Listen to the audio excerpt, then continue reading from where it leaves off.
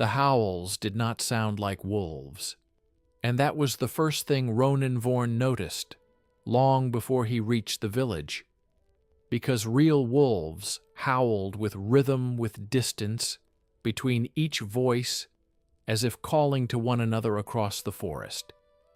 But these came together layered over each other, too close, too sharp, as if they stood side by side in the dark.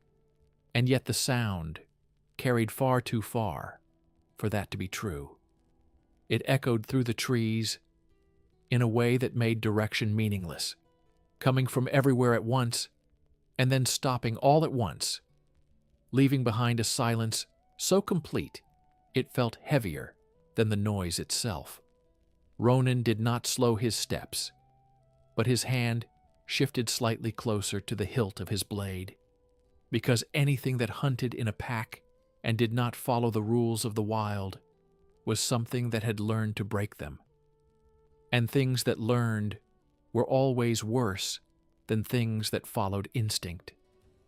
The forest around him grew denser as he moved forward, the path narrowing until it was little more than disturbed earth between roots and low branches.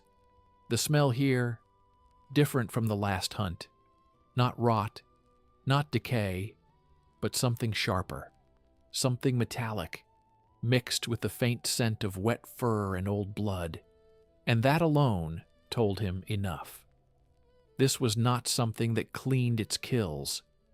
This was something that tore through them and left the rest behind. The village appeared slowly between the trees, small, barely more than a handful of structures surrounded by a crude wooden fence that had been broken in several places. Not shattered, not destroyed, but forced open.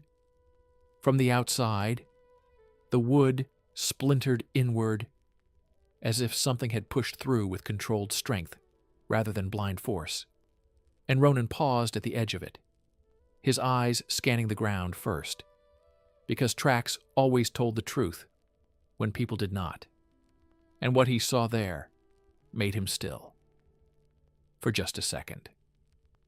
The prints were wrong, too large for wolves, too narrow for bears, and uneven, as if the weight that made them shifted from step to step, some deeper, some lighter, some angled in ways that did not match natural movement, and there were many of them overlapping, crossing each other, circling the village again and again until the earth itself had been torn apart.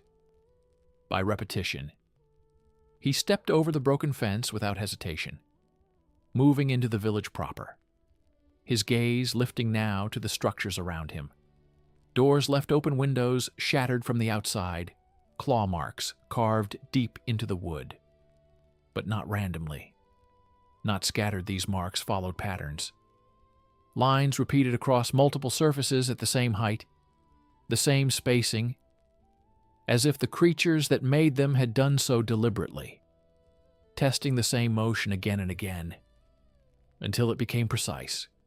Ronan moved toward the nearest house, pushing the door open slowly, the hinges creaking under the strain of disuse, and the smell inside hit him immediately, stronger than outside, thick with blood, and something else, something sour, something that lingered in the air, long after whatever caused it had passed.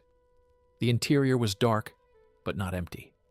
The remains of a struggle, clear, overturned furniture, broken beams, and across the floor, deep gouges, where something had been dragged, and not gently, not carefully, but with force. The trail led toward the back, and Ronan followed it, without a word, his boots stepping over dried patches of blood that had soaked into the wood. And when he reached the end, he stopped.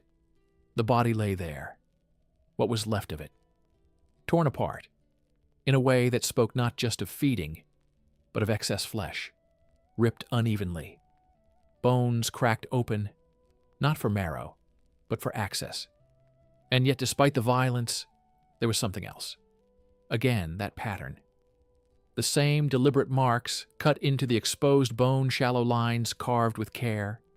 Not claws, not teeth, but something guided, something that knew exactly where to place them. Ronan crouched slightly, studying the cuts, his fingers hovering just above the surface without touching. And for a brief moment, the forest outside shifted. Low rustling sound moving through the trees, too coordinated to be wind, too controlled to be random. And he straightened slowly, his eyes narrowing as he turned back toward the doorway. Because now he understood this was not just a pack. It was something that acted like one but thought like something else. Something that used the pack not just to hunt, but to learn. The same marks appeared again on the doorframe as he stepped outside. The same height, the same spacing, repeated across multiple houses. Each one showing signs of entry, signs of force, and inside each one the same pattern of destruction and carving. And Ronan moved through them one by one, not rushing, not careless, because the silence here was wrong, not empty, but waiting. The kind of silence that came when predators were close enough to see but chose not to reveal themselves yet. And then he heard it again. Not a howl this time, but something closer. A low guttural sound just beyond the edge of the village, followed by another and another, each one slightly different, but all sharing the same unnatural tone as if shaped by throats, not meant to make it. Ronan stepped into the open space between the houses, his posture steady, his gaze fixed on the tree line, and for a moment nothing moved, nothing showed itself, until the first shape appeared between the trunks low to the ground, its body thin but long, its limbs bending at angles that did not match any wolf he had ever seen. Its head lowered as it stepped forward slowly into the faint light, and then another appeared beside it, and another forming a loose line at the edge of the forest, their eyes reflecting faintly, not with the dull glow of animals, but with something sharper, something aware. And Ronan did not reach for his blade, not yet, because this was not the moment for movement. This was the moment to understand. And what he saw in them confirmed everything.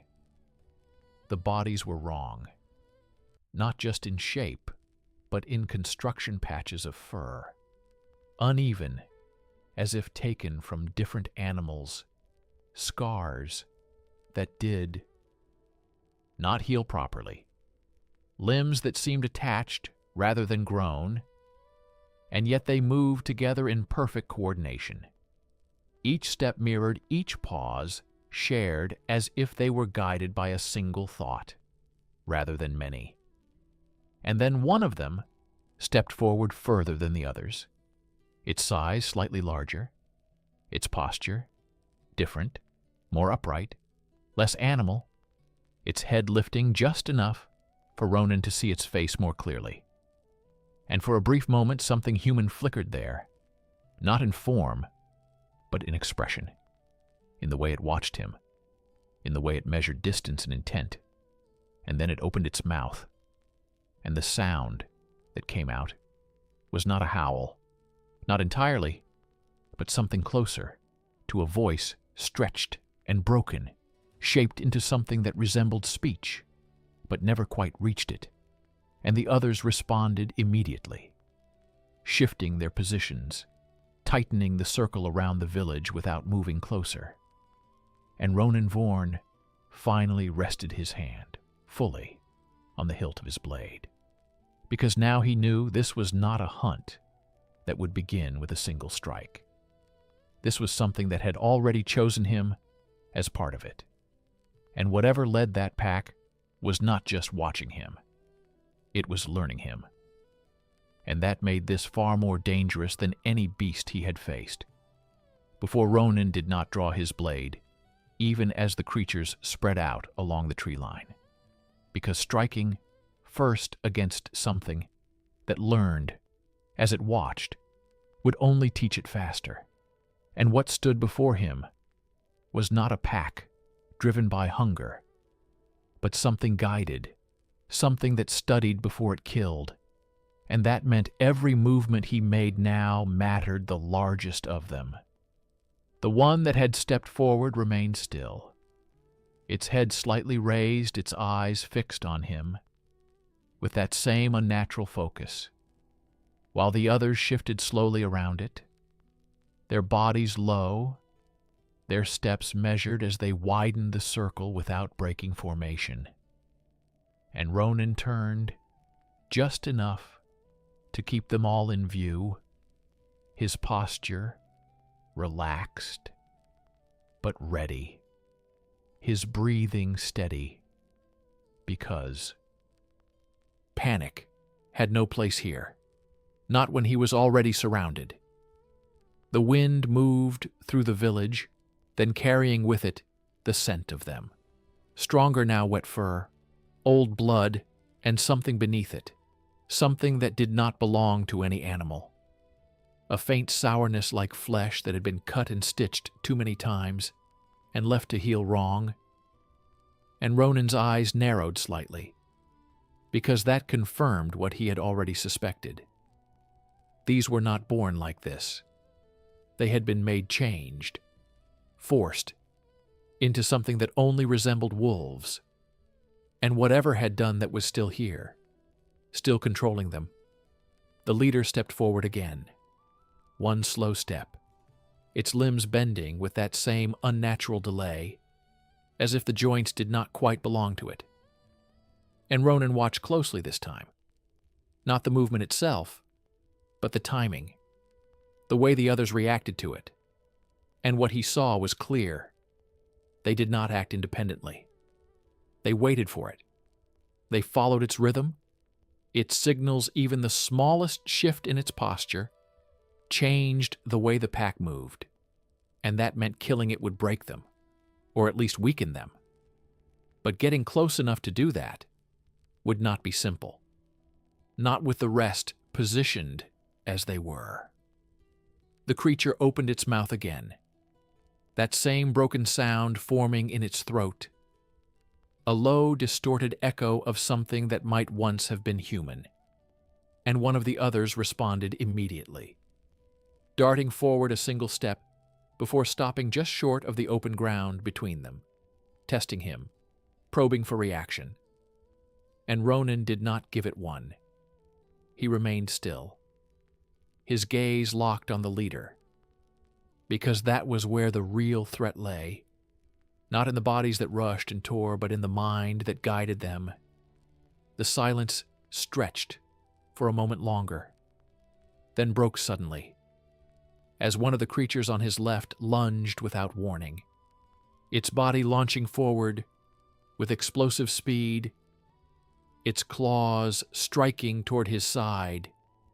And Ronan moved instantly, stepping back and turning into the attack, his blade flashing free in the same motion as he brought it across in a clean arc, the steel cutting through the creature's shoulder as it passed him.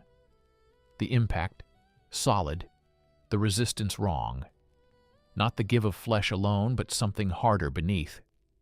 And the creature did not fall. Not immediately.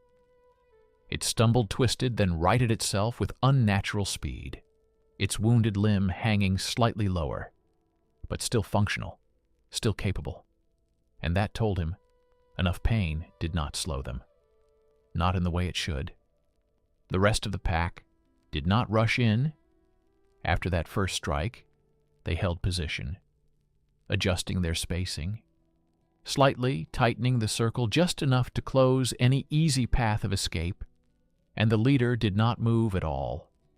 It only watched, its head tilting slightly, as if observing the exchange, committing it to memory, learning the speed of his strike, the angle of his movement. And Ronan felt that weight immediately. This was not just a fight. It was a test, and he was the one being studied. Another creature moved, then this time from behind, low and silent, until the last second, when it surged forward, aiming for his legs, and Ronan pivoted sharply, bringing his blade down in a controlled strike that met at mid-lunge, the steel biting into its spine and driving it into the ground, where it thrashed violently for a second before going still. And even then, the others did not break formation. They did not react with rage or fear. They adjusted again, closing the gap left by the fallen one, as if it had never mattered, as if it had been nothing more than a tool used to gather information and discarded, once its purpose was fulfilled. Ronan stepped back, slightly, repositioning himself toward the center of the open space, forcing them to keep their distance or risk exposing themselves one at a time.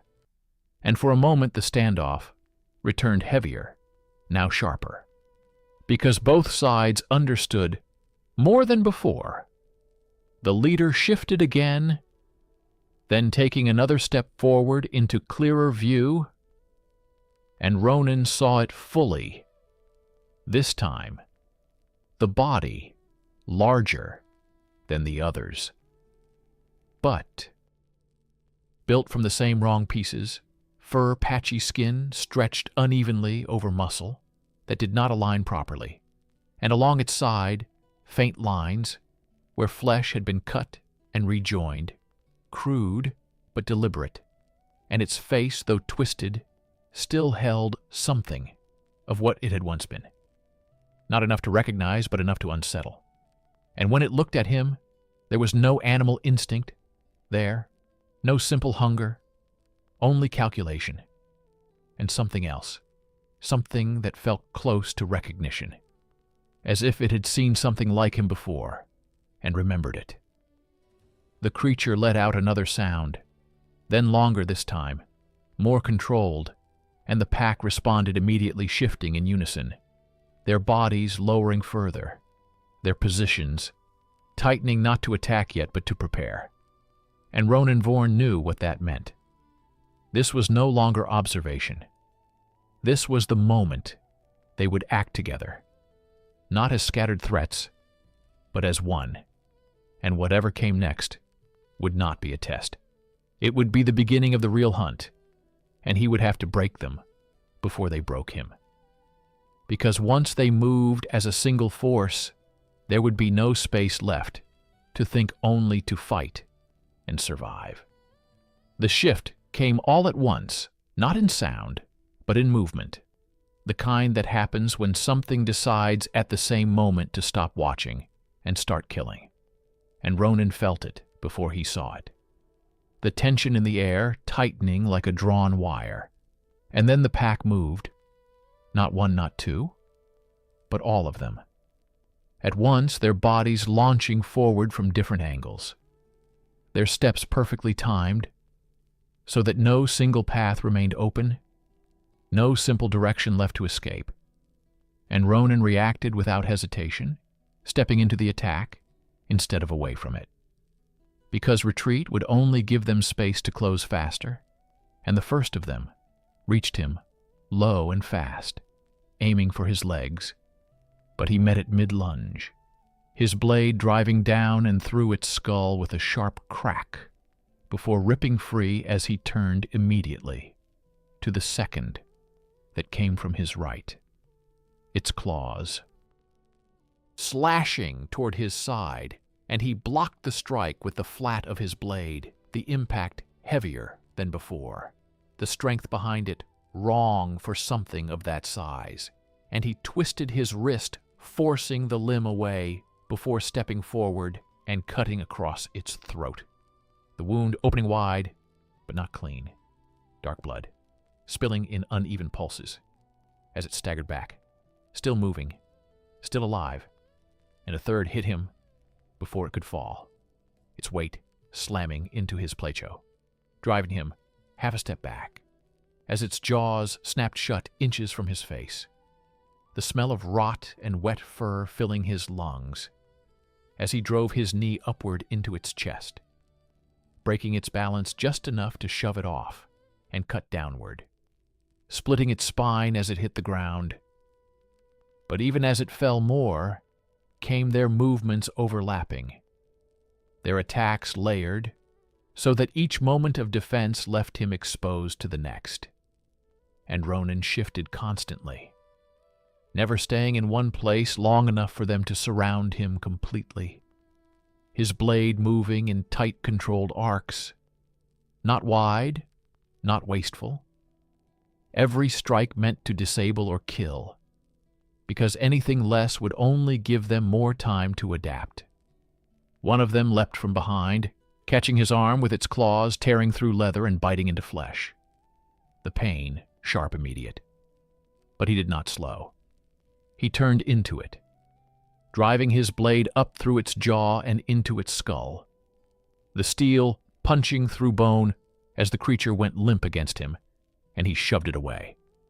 Just as another came low from the front, its claws raking across his thigh, drawing blood and forcing a brief stumble that the pack seized on instantly. Two more closing in from either side, their movements faster now, more precise, as if they had already learned the limits of his reach, the timing of his strikes, and that made them worse. With every passing second, the leader had not joined the attack. Not yet. It remained just beyond the immediate chaos, its eyes fixed on him, its head shifting slightly, with each exchange as if guiding thee. Others adjusting their movements through nothing more than presence, and that realization cut through the fight, sharper than any blade.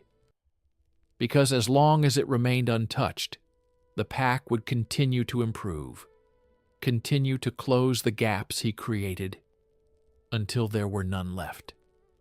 And Ronan forced himself forward through the press of bodies, driving toward that larger shape at the edge of the circle, his blade cutting a path through those that stood between them, one falling, then another. Each strike, deliberate, each movement controlled despite the chaos around him, and the pack reacted instantly, tightening around him, trying to block his advance.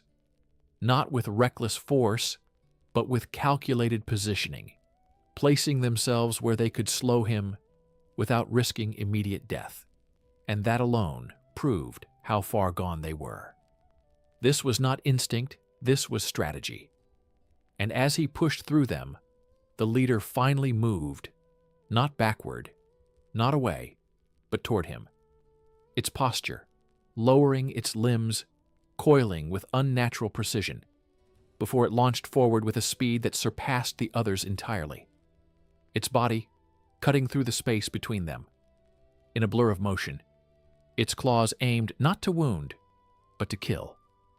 And Ronan met it, head on his blade, rising to intercept the strike. The impact jarring his arm as bone met steel, with a force that rang through him. But he held it, pushing back against the momentum before stepping to the side and turning the clash into motion, bringing his blade across in a sharp horizontal arc that caught the creature along its side, slicing through fur and flesh and something harder beneath. But it did not falter. Not the way the others had it twisted with the strike, its body bending, in a way that should have broken it, but did not.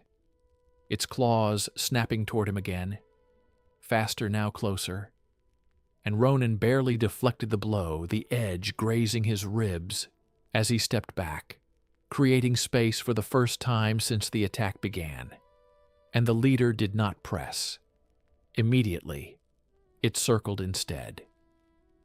Its eyes never leaving him, its movements measured, controlled, as the rest of the pack reformed around them, pulling back just enough to give it room.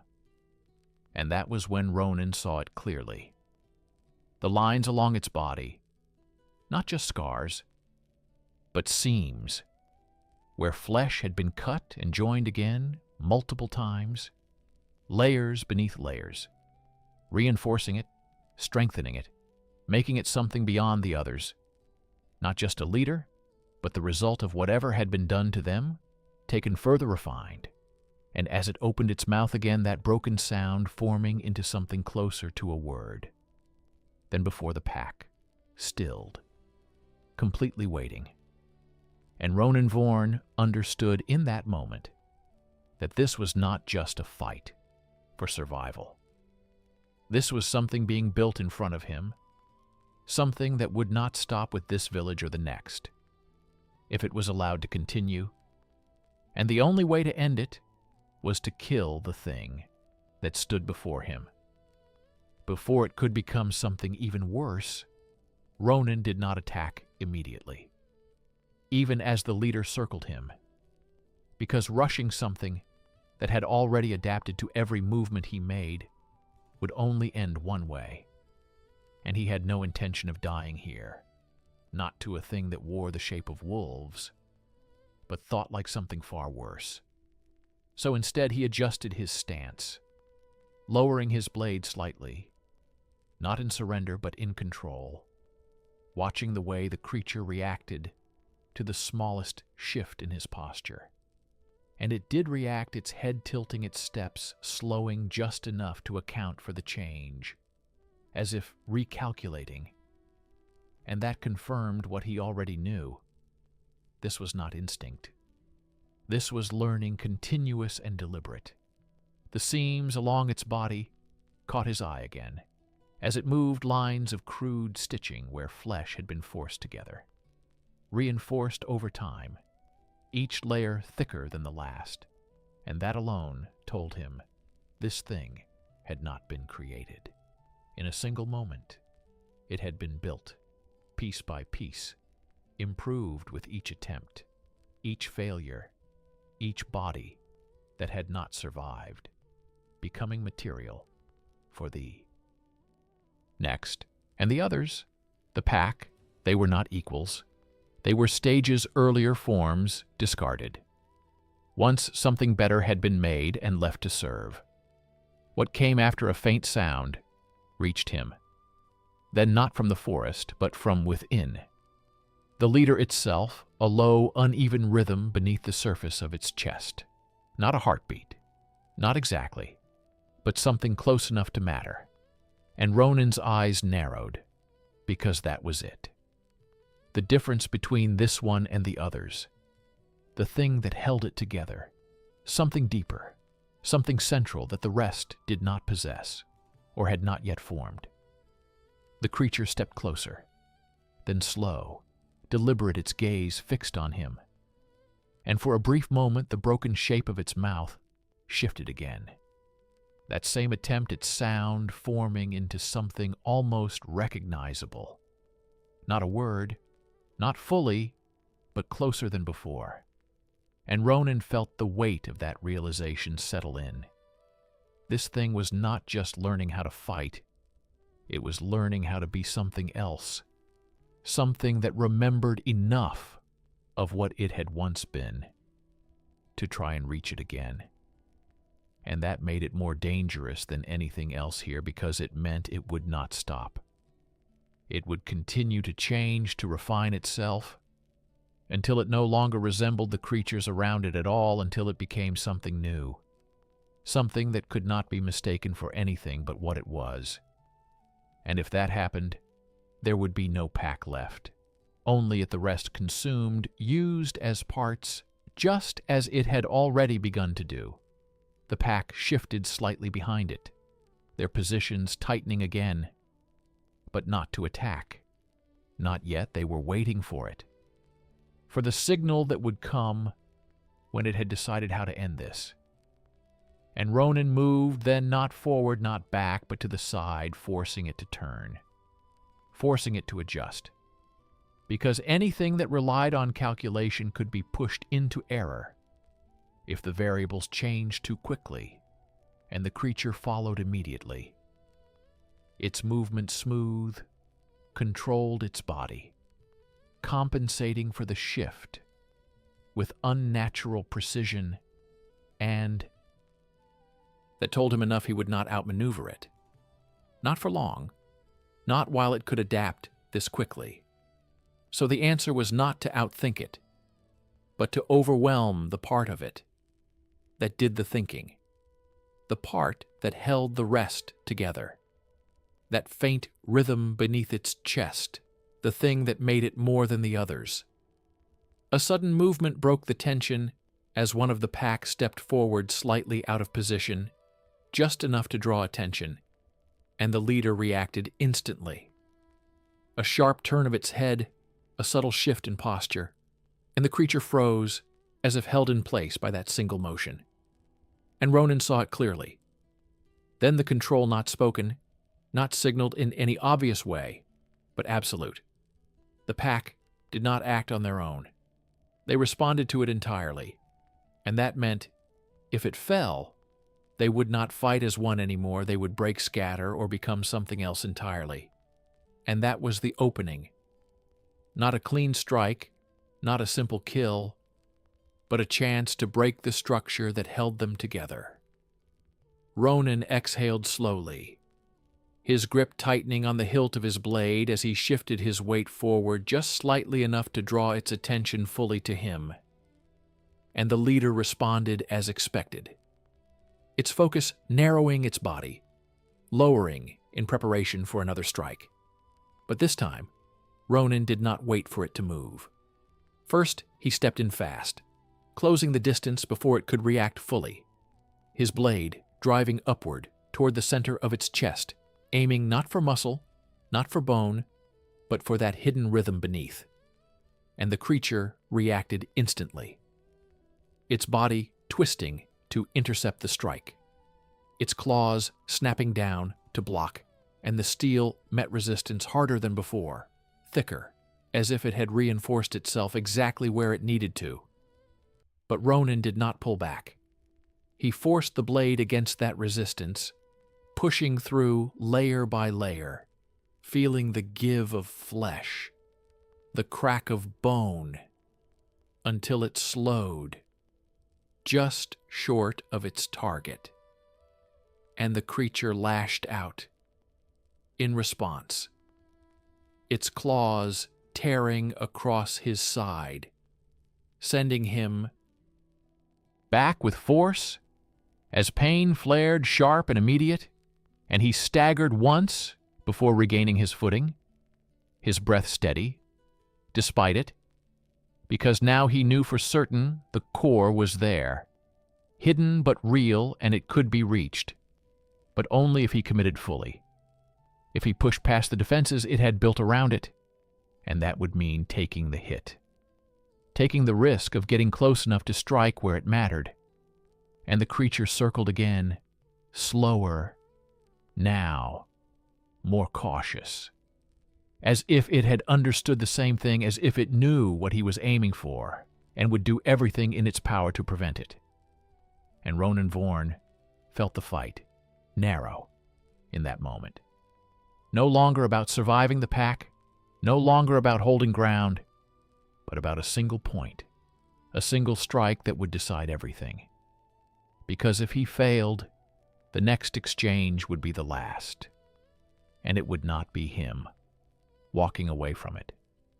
Ronan did not wait for the creature to move again, because waiting now would only give it more time to adjust, more time to strengthen the defenses around whatever held it together.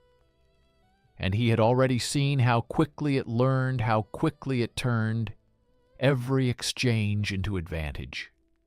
So he stepped forward first, closing the distance in a single decisive motion, his blade low, his posture open enough to invite the attack. He knew would come, and the leader responded exactly as expected, its body launching forward with that same unnatural speed, its claws aimed not at his chest this time, but higher toward his throat, adjusting to what it had learned from their last exchange. And Ronan did not block the strike, not directly. He turned into it instead, letting the claws catch his shoulder, tearing through leather and biting into flesh, as he drove forward into the pain, using the momentum of its attack to bring himself inside its reach, where its strength meant less, where its precision faltered for just a moment.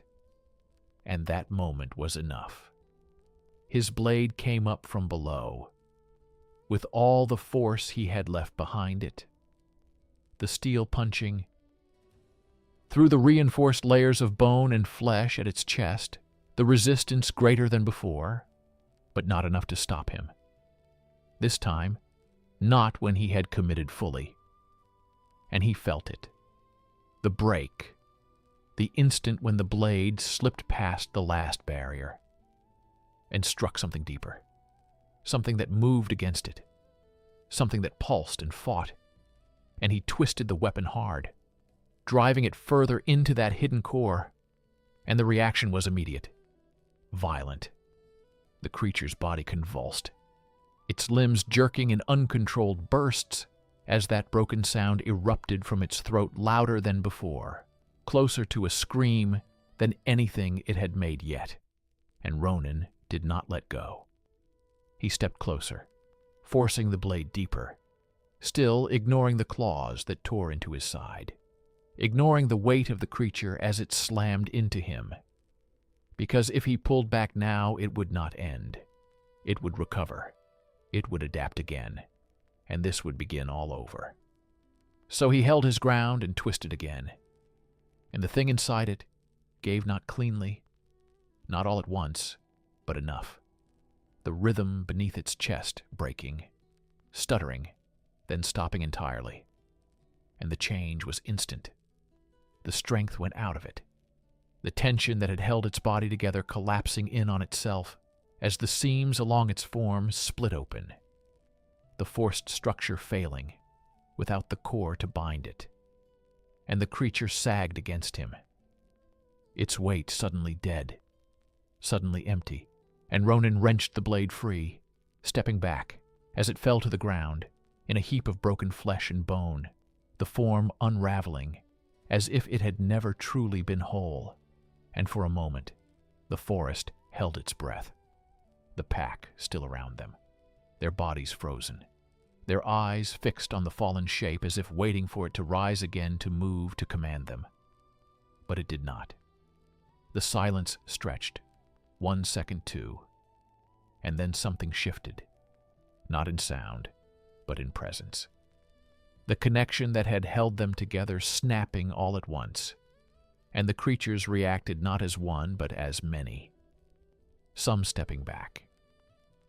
Immediately their movements uncertain, their coordination gone, others turning sharply as if searching for direction that no longer existed, and one let out a broken howl.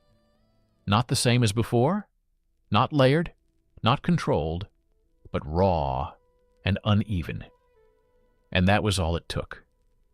The rest followed, not in unison but in chaos, the circle breaking as they scattered into the forest, their forms disappearing between the trees, without pattern, without purpose, no longer a pack, no longer guided, just remnants of something that had been held together and then torn apart.